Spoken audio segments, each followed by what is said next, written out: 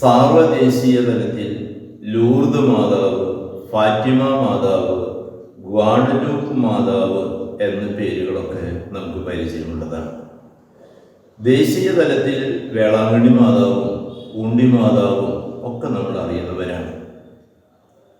കുറവിലങ്ങാട് മാതാവ് മുതൽ കഞ്ചിക്കോട് മാതാവ് വരെ പ്രാദേശിക തലത്തിലും മാതാക്കളെ നാം ഏറെ സ്നേഹിക്കുന്നു. പേരുകൾ വ്യത്യസ്തമാണെങ്കിലും യേശുവിൻ്റെ അമ്മ മാതാവ് ഒരാൾ മാത്രം, ദൈവമാതാവ് ഒന്ന് മാത്രം, തിരുസഭാ മാതാവും അങ്ങനെ തന്നെ. ഈ മാതാവിനോടുള്ള ഒരു പ്രത്യേക ഭക്തിക്ക്, ജപമാല ഭക്തിക്ക് ഒരു മാസത്തോളമായി കൂടുതൽ ഊന്നൽ നൽകി പ്രാധാന്യം കൽപ്പിച്ച് മരിയ ഭക്തിയിൽ വളരാനുള്ള പരിശ്രമത്തിലായിരുന്നു നാം എല്ലാവരും. മറിയത്തിലൂടെ മിശിഹായിലേക്ക് നാം കൂടുതൽ എന്തുമാത്രം എത്തിച്ചേർന്നു. രക്ഷാകരമായ രഹസ്യങ്ങളിൽ വിശ്വാസത്തിൽ കൂടുതൽ ആഴപ്പെടാൻ നമുക്ക് എന്തുമാത്രം സാധിച്ചു എന്നൊക്കെ വിലയിരുത്താവുന്ന മാസ ആചരണ അന്ത്യത്തിലേക്ക് നാം എത്തിയിരിക്കുകയാണ്. താൻ ഏറ്റവും ഇഷ്ടപ്പെടുന്ന ഒരു ഭക്തിയാണ് ജപമാല ഭക്തി എന്ന് പ്രഖ്യാപിച്ച വിശുദ്ധനായ ജോൺ പോൾ രണ്ടാമൻ മാർപ്പാപ്പ, കേരളത്തിൽ കാലുകുത്തിയ ഏക മാർപ്പാപ്പ, 1988 മരിയ വർഷമായി പ്രഖ്യാപിച്ചു, ആചരിച്ചു. അതിൻ്റെ ഭാഗമായി രക്ഷകന്റെ അമ്മ എന്ന ഒരു ചാക്രിക ലേഖനം അദ്ദേഹം വിരചിച്ച് വിളംബരപ്പെടുത്തുകയുണ്ടായി.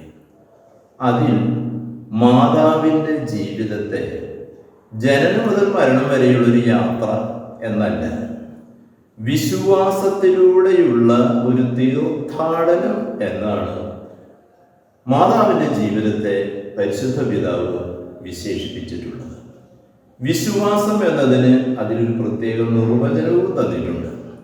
അതിപ്രകാരമാണ്: ദൈവത്തിൻ്റെ വഴികൾ നമുക്ക് ദുർജ്ഞേയമാകാം, ദുസ്സഹമാകാം, ദുഷ്കരമാകാം. പക്ഷേ ദൈവത്തിൻ്റെ പദ്ധതിയല്ലേ, നമുക്കത് മനസ്സിലായില്ലെങ്കിൽ പോലും അത് സംഭവിക്കട്ടെ, അത് മാത്രം നിർവഹിക്കപ്പെടട്ടെ എന്നുള്ള നിരന്തരമായ ഒരു നിശ്ചയദാർഢ്യവും, അങ്ങനെ ജീവിതത്തെ ദൈവഹിത നിർവഹണമാക്കി പൂർത്തീകരിക്കുന്ന ആ മനോഭാവത്തിൻ്റെ ചൈതന്യത്തിൻ്റെ പേരാണ് രക്ഷകന്റെ അമ്മയിലെ വിശ്വാസം. മാതാവിൻ്റെ ജീവിതം വിശ്വാസത്തിലൂടെയുള്ളൊരു തീർത്ഥാടനം. അതിലെ ചില നാഴികക്കല്ലുകളിലേക്ക് നമുക്ക് നെറ്റി നോക്കാം. അതിൻ്റെ ആരംഭം, ഉദ്ഘാടനം തീർച്ചയായും മംഗളവാർത്ത അനുഭവത്തിൽ നമ്മൾ കാണുന്നു. അവിടെ മറിയം മംഗളവാർത്തയുടെ മുഹൂർത്തത്തിൽ അവിടുത്തെ ഇഷ്ടം എന്നിൽ നിറവേറട്ടെ എന്ന് പ്രഖ്യാപിച്ചപ്പോൾ അതൊരു വാഗ്ദാനമായിരുന്നു, അതൊരു പ്രഖ്യാപനമായിരുന്നു, അതൊരു സമർപ്പണമായിരുന്നു. അതിലൂടെ മറിയം വചനത്തിൻ്റെ മാതാവായി. അവിടുന്ന് ഐൻ കരീമിലേക്കുള്ള ഒരു സന്ദർശന യാത്രയാണ്. അവിടെ മറിയം ശുശ്രൂഷയുടെ മാതാവായി. ഈജിപ്തിലേക്ക് തിരുക്കുടുംബം പലായനം ചെയ്യുമ്പോൾ മറിയം അവിടെ ഒരു പ്രവാസി മാതാവായി. കാനായിലെ കല്യാണ വിരുന്നിൽ മറിയം കാരുണ്യത്തിൻ്റെയും മാധ്യസ്ഥ്യ ശക്തിയുടെയും മാതാവായി. കാൽവരിക്കുന്നിൽ കുരിശിൻ്റെ കീഴിൽ മറിയം സഹനമാതാവായി. അതിനുശേഷം ഉത്ഥാനാനന്തര ജീവിതത്തിൽ സഭയുടെ മാതാവായി തീർന്നു. ഇന്നും അത് തുടരുകയാണ്. ഈ വിശ്വാസ തീർത്ഥാടനത്തിന് 2 ഘട്ടങ്ങളുണ്ട് എന്ന് നമുക്ക് തിരിച്ചറിയാം. ഒന്ന്, നേരത്തെ പരാമർശിച്ചതുപോലെ മംഗളവാർത്ത അനുഭവം. അതൊരു ആത്മീയ അനുഭവമാണ്, അതൊരു ദൈവസ്നേഹ അനുഭവമാണ്, അതൊരു വാഗ്ദാനമോ പ്രഖ്യാപനമോ സമർപ്പണമോ ആണ്. പിന്നീട് കാണുന്ന കർമ്മരംഗങ്ങളെല്ലാം ഈ വാഗ്ദാനത്തിൻ്റെ നിറവേറലാണ്, ഈ പ്രഖ്യാപനത്തിൻ്റെ നിർവഹണമാണ്, ഈ മനോഭാവത്തിൻ്റെ പ്രായോഗിക തലത്തിലുള്ള ആവിഷ്കാരമാണ്. മംഗളവാർത്തയിൽ മറിയം വചനത്തെ നമുക്ക് തന്നു. ആ വചനം മാംസമായി മിശിഹായായി തീർന്നു. മിശിഹ തൻ്റെ ജീവിതത്തിൻ്റെ അവസാനത്തിൽ വിശുദ്ധ കുർബാന സ്ഥാപിച്ചുകൊണ്ട് തൻ്റെ ശരീരത്തെ ഭോജനമായി നമുക്ക് തന്നു. മറിയം മംഗളവാർത്തയെ തുടർന്ന് തന്ന വചനവും ദിവ്യകാരുണ്യത്തിൽ യേശു നൽകുന്ന ഭോജനവും, ഈ വചനവും ഈ ഭോജനവും ചേരുമ്പോഴാണ് മനുഷ്യരായ നമുക്ക്, പാപികളും ബലഹീനരുമായ ജനത്തിന് മോചനം കൈവരുന്നത്. അപ്പോൾ മറിയത്തിൻ്റെ വചനത്തോട് നമുക്ക് വിശ്വസ്തതയുള്ളവരാകാം. യേശുവിൻ്റെ ദിവ്യകാരുണ്യത്തോട് നമുക്ക് അത് സ്വീകരിക്കുന്ന കൂറ് പുലർത്തുന്നവരാകാം. ഈ ജപമാല ഭക്തിയുടെ മാസാചരണത്തിൻ്റെ അവസാനത്തിൽ ഒരു കാര്യം കൂടി, ഒരു ചിന്ത കൂടി പങ്കുവയ്ക്കാൻ ഞാൻ ആഗ്രഹിക്കുകയാണ്. മാതാവിനെ കുറിച്ച് ഏറ്റവും അധികം അറിയപ്പെടുന്ന ഒരു ഭാഗം കാനായിലെ കല്യാണ വിരുന്നാണ്. ഒരുപക്ഷെ മറിയത്തോട് ചില ആളുകളെങ്കിലും ഒരു നിന്ദിക്കലിൻ്റെ അങ്ങനെയുള്ള ഒരു നിഷേധാത്മക നിലപാടെടുക്കുന്നതിനും ഒരു കാരണം ഈ കാനായിലെ കല്യാണത്തിലെ ഇടപെടലാണ്. അവരൊക്കെ പറയുന്നത്, പ്രത്യേകിച്ച് മദ്യപാനികളൊക്കെ ആളുകൾ, മദ്യവ്യാപാരികളായി വ്യാപരിക്കുന്നവരൊക്കെ പറയുന്നത്, കർത്താവ് വെള്ളം കഴിഞ്ഞാക്കി കുടിപ്പിച്ചില്ല, അതിന് കാരണമായി തീർന്നത് മറിയത്തിൻ്റെ ഇടപെടലല്ലേ.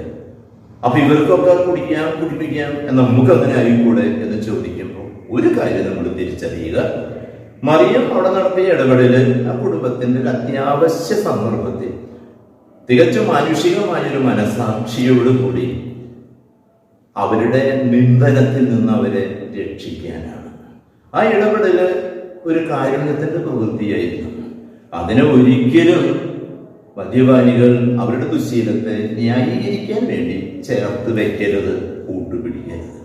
യോഹന്നാന്റെ സുവിശേഷം 2-ാം അധ്യായത്തിൽ കാനായിലെ കല്യാണം എന്നുള്ള അത്ഭുതം കഴിഞ്ഞിട്ട് എഴുതി വെച്ചിട്ടുള്ളത് ഇത് യേശുവിന്റെ പരസ്യ ജീവിതത്തിലെ 1-ാമത്തെ അടയാളം എന്നാണ്. ഇത് കണ്ട് അനേകം യേശുവിൽ വിശ്വസിച്ചു എന്നാണ് എഴുതിയിരിക്കുന്നത്. കുറെ പേര് കുടിക്കാൻ തുടങ്ങിയെന്നോ കുറെ പേര് മദ്യം ഉണ്ടാക്കാൻ പഠിച്ചു എന്നോ അല്ല. ഈ ഉപമയുടെ അവസാനത്തിൽ നിങ്ങൾ പോയി വെള്ളം കാണുമ്പോൾ വീഞ്ഞാക്കി കുടിച്ചോ കുടിപ്പിച്ചോ എന്ന് അവിടെ പറഞ്ഞിട്ടില്ല. ദിവ്യകാരുണ്യമാണ് യേശു പ്രവർത്തിച്ച അവസാനത്തെ അടയാളം. ഇത് ആദ്യത്തെ അടയാളമാണ്. വെള്ളം വീഞ്ഞാക്കി മാറ്റിയവൻ, അത് ആ അത്ഭുതം പ്രവർത്തിച്ചവൻ പിന്നീട് എൻ്റെ രക്തം, ഈ വീഞ്ഞ് എൻ്റെ രക്തമാണെന്ന് പറയുമ്പോൾ അന്ന് കാനായിലെ കല്യാണം വിരുന്നിൽ ഈ അത്ഭുതം കണ്ട ആളുകൾക്ക് ഇത് വിശ്വസിക്കാൻ എളുപ്പമായിരുന്നു. വെള്ളത്തെ വീഞ്ഞാക്കിയവനല്ലേ, വീഞ്ഞിനെ രക്തമാക്കാൻ ഇവന് കഴിയും.